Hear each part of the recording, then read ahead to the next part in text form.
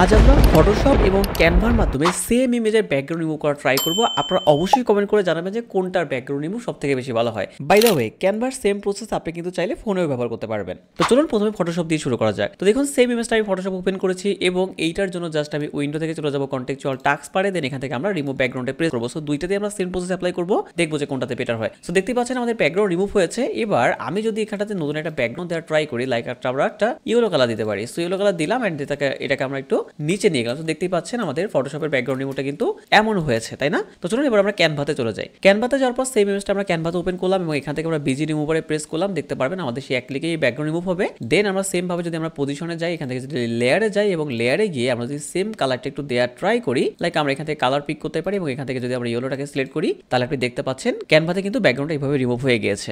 তাহলে দেখতে পাচ্ছেন আমাদের ফটোশপে কিন্তু এইভাবে রিমুভ হয়েছে এন্ড ক্যানভাতে কিন্তু এইভাবে রিমুভ হয়েছে। তাহলে এবার আপনারাই কমেন্ট করে বলুন যে কোনটাই বেস্ট হয়েছে।